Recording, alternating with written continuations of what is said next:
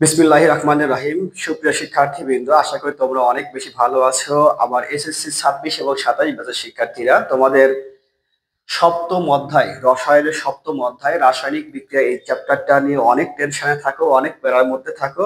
So কোনো প্যারা নাই, একদম চিল হবে, পুরো চ্যাপ্টারটা পানি পানি হয়ে যাবে ইনশাল্লাহ। আমি রানা স্যার তোমাদের সাথে আছি পুরো ভিডিও জুড়ে, এবং এই ভিডিওগুলো যেহেতু প্লে লিস্ট আকারে থাকবে আমাদের ফেসবুক পেজ এবং ইউটিউব চ্যানেলে আপলোড করা থাকবে। তোমরা চাইলে আমাদের ফেসবুক পেজ এবং ইউটিউব চ্যানেলটা সাবস্ক্রাইব করে রাখতে পারো। তো চলো কথা না বাড়িয়ে ক্লাসটা শুরু করা যাক। দেখো, রাসায়নিক বিক্রিয়া জিনিসটা কি? রাসায়নিক বিক্রিয়া কিসের পরিবর্তন হয়? আসলে রাসায়নিক বিক্রিয়ায় দুইটা জিনিসের পরিবর্তন হয়, একটা ভৌত অবস্থা এবং একটা হচ্ছে রাসায়নিক অবস্থা। আমরা কিন্তু জানি যে ভৌত পরিবর্তন জিনিসটা কি। যে ভৌত পরিবর্তন জিনিসটা হলো এমন একটা পরিবর্তন যার শুধুমাত্র অবস্থার পরিবর্তন হবে, অর্থাৎ একটা অবস্থা থেকে আরেকটা অবস্থায় নিয়ে যাওয়ার পর তাকে পূর্বের অবস্থায় তুমি নিয়ে আসতে পারবা, সেটা হলো তোমার ভৌত পরিবর্তন।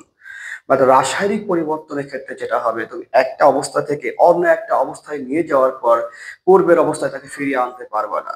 সো এটা হচ্ছে রাসায়নিক পরিবর্তন। তার মানে রাসায়নিক বিক্রিয়ায় দুইটা জিনিস সংঘটিত হয়, তার ভৌত অবস্থার পরিবর্তনের সাথে সাথে রাসায়নিক অবস্থার পরিবর্তন করে থাকে।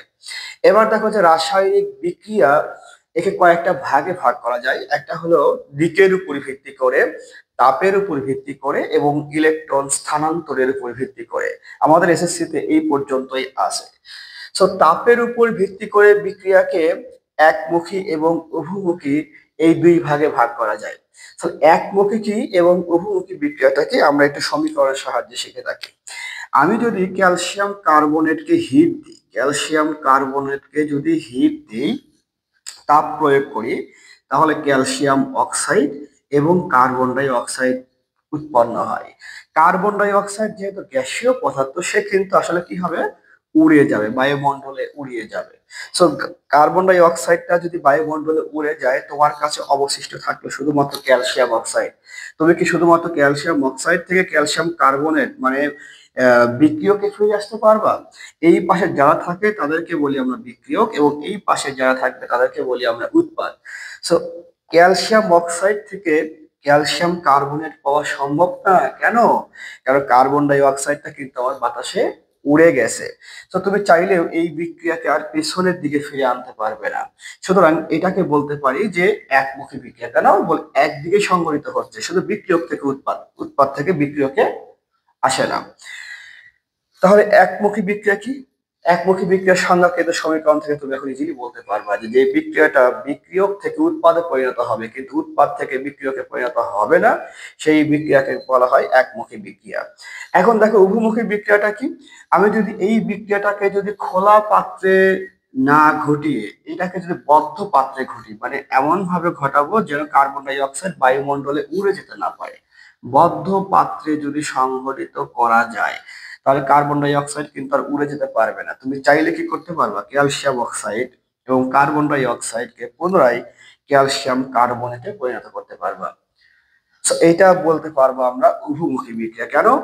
কারণ উভমুখী বিক্রিয়ার সংজ্ঞায় কি বলছে, যে বিক্রিয়ক থেকে উৎপাদে পরিণত করা যাবে এবং আবার উৎপাদ থেকে বিক্রিয়কে ফিরে আসা যাবে, তাকে বলবো আমরা উভমুখী বিক্রিয়া।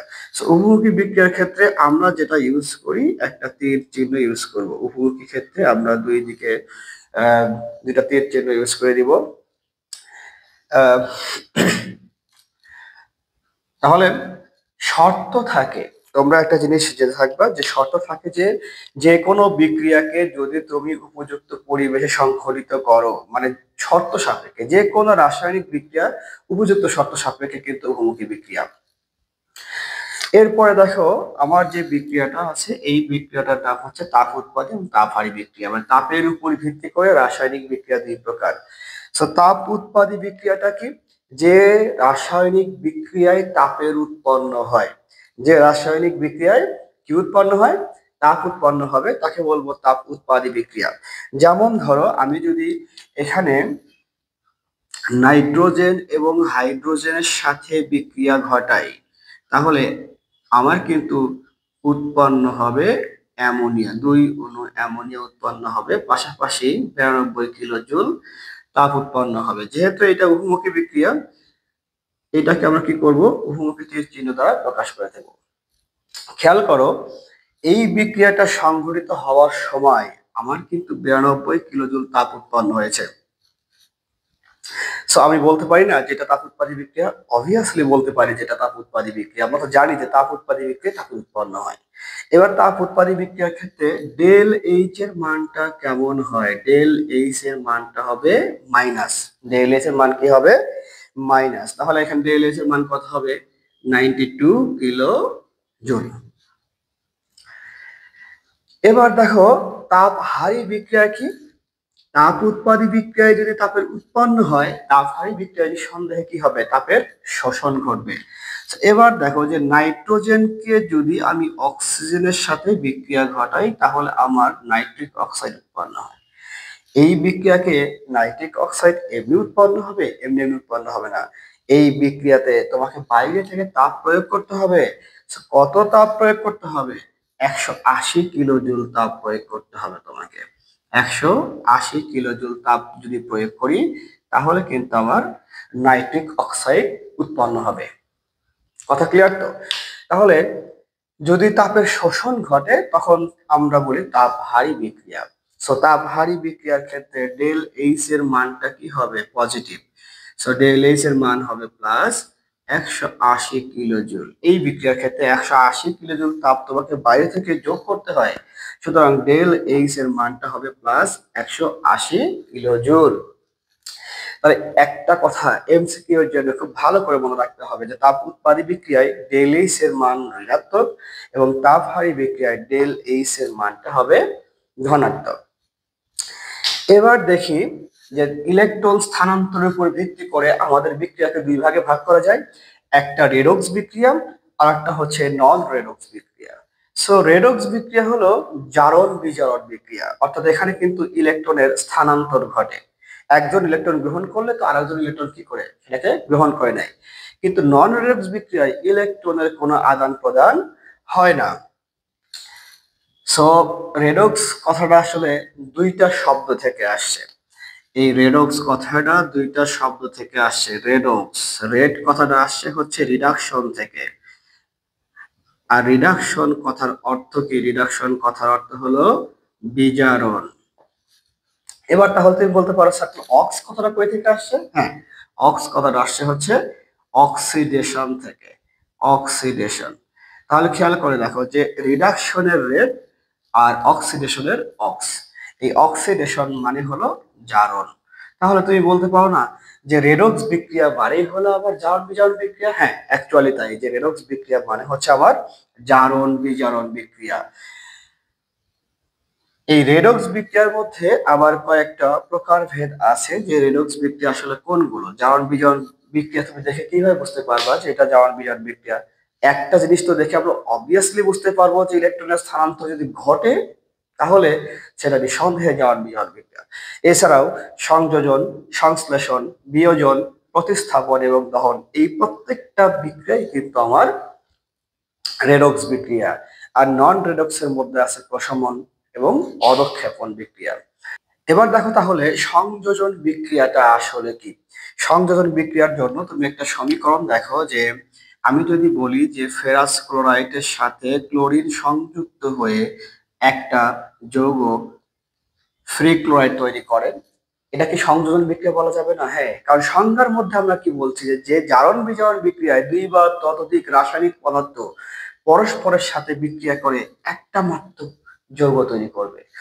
আমার উৎপাদে যাই থাকুক না কেন, একাধিক পদার্থ থাকতে পারে, দুই বা ততোধিক পদার্থ থাকতে পারে, কিন্তু বিক্রিয়া শেষে সে শুধুমাত্র কি একটা যৌগেই পরিণত হবে, তখন তাকে কিন্তু বলবো আমরা হচ্ছে সংযোজন বিক্রিয়া। খেয়াল করে দেখো, ফেরাস ক্লোরাইড একটা যৌগ, ক্লোরিন একটা যৌগের অণু, ক্লোরিনের অণু, এরা বিক্রিয়া করে কিন্তু কি উৎপন্ন করছে? Ferric chloride. একাধিক যৌগিক যৌগ যখন বিক্রিয়া করে একটা যৌগে রূপান্তরিত হয়, তখন তাকে বলবো আমরা হচ্ছে সংযোজন বিক্রিয়া। এবার খেয়াল করো তো, নাইট্রোজেন আর হাইড্রোজেন বিক্রিয়া করে এখানে কিন্তু উৎপন্ন হবে কি? এখানে উৎপন্ন হবে হচ্ছে অ্যামোনিয়া। সো নাইট্রোজেন এবং হাইড্রোজেন পরস্পর সংযুক্ত হয়ে আর উৎপন্ন করলো কি? অ্যামোনিয়া। সুতরাং এইটা কিন্তু সংযোজন বিক্রিয়া, তবে এইটার আলাদা একটা নাম আছে। এটাকে আমরা বলবো সংশ্লেষণ বিক্রিয়া। কেন?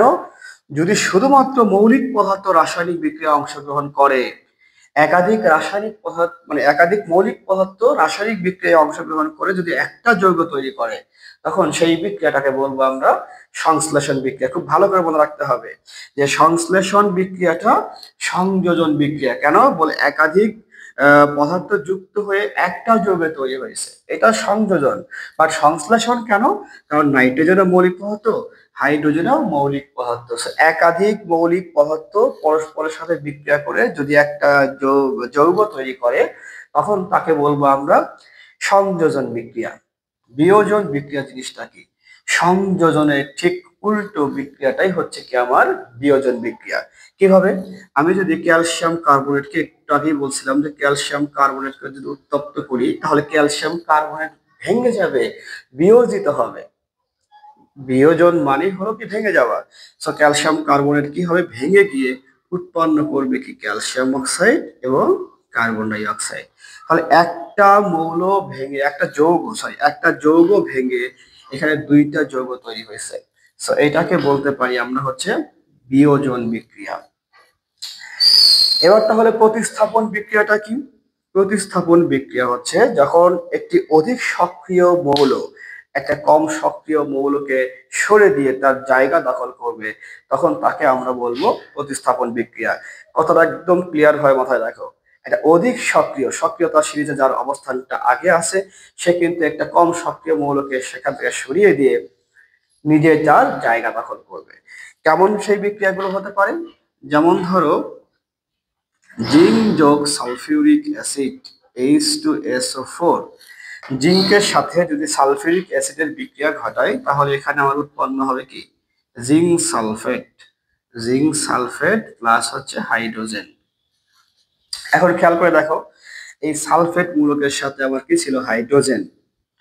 জিঙ্কের সক্রিয়তা সিরিজে কিন্তু জিঙ্কের অবস্থানটা হাইড্রোজেনের উপরে। সো জিঙ্ক কি করবে? ধরো বেটা তুই তো কম শক্তিশালী, তুই আমার কাছ থেকে আমার সাথে মারামারি করে পারবি না। ও কি করবে? ধাক্কা দিয়ে হাইড্রোজেনকে সালফেটের কাছ থেকে সরাই দিবে এবং জিঙ্ক কি করবে? তার জায়গাটা দখল করবে। তাহলে দেখো, একটা অধিক সক্রিয় মৌল একটা কম সক্রিয় মৌলকে সরিয়ে দিয়ে নিজে কিন্তু একটা যৌগ তৈরি করে ফেলছে এবং ওই জায়গাটা দখল করে আছে। সুতরাং এই বিক্রিয়াটাকে বলতে পারি আমরা কি প্রতিস্থাপন বিক্রিয়া। সবসময় প্রতিস্থাপন বিক্রিয়ার ক্ষেত্রে মনে রাখবা, যেটা অধিক সক্রিয় মৌল একটা কম সক্রিয় মৌলকে সরিয়ে দিয়ে নিজে সেই জায়গা দখল করে। তাহলে আশা করি তুমি এই প্রতিস্থাপন বিক্রিয়াটা বুঝতে পেরেছো। এরপরে সর্বশেষ আমাদের আছে হলো কি দহন বিক্রিয়া। সো দহন বিক্রিয়া জিনিসটা কি? দহন কথার অর্থ কি? জ্বালা পোড়া। কি দিয়ে পোড়াবো? অক্সিজেন দিয়ে পোড়াবো। তুমি জানো যে অক্সিজেনের অনুপস্থিতিতে কোনো কিছু করতে পারবে না। সো কোন একটা মৌলকে, যেমন ধর আমি কার্বনকে যদি অক্সিজেন দিয়ে পোড়াই, তাহলে সে কি হবে? কার্বন ডাই অক্সাইড উৎপন্ন হবে। সো এটাও একটা দহন বিক্রিয়া, কারণ এখানে কি তাপ উৎপন্ন হবে। দহন বিক্রিয়ায় কিন্তু অবশ্যই তাপ উৎপন্ন হবে। তাহলে কার্বনের সাথে যদি অক্সিজেনের বিক্রিয়া ঘটায়, অর্থাৎ কার্বনকে যদি অক্সিজেন দিয়ে পোড়ানো হয়, তাহলে কিন্তু উৎপন্ন হয় কি কার্বন ডাই অক্সাইড প্লাস তাপ। এবার দেখো, আমি যদি সালফারকে যদি অক্সিজেন দিয়ে পোড়াই, তাহলে উৎপন্ন কি হবে? Sulphur die oxide. এখানেও কিন্তু আমার তাপ উৎপন্ন হবে। অনুরূপ ভাবে দেখো, আমি যদি নাইট্রোজেনকে যদি অক্সিজেন দিয়ে পোড়াই, উৎপন্ন হবে নাইট্রিক অক্সাইড। এটাও কিন্তু আমার এক ধরনের দহন বিক্রিয়া। মনে রাখবা, যেখানে অক্সিজেন থাকবে প্রত্যেকটার ক্ষেত্রে কিন্তু অক্সিজেন আছে। অক্সিজেন দ্বারা তুমি যার সাথে বিক্রিয়া ঘটাবো না কেন, সেটা হবে কি অবশ্যই দহন বিক্রিয়া।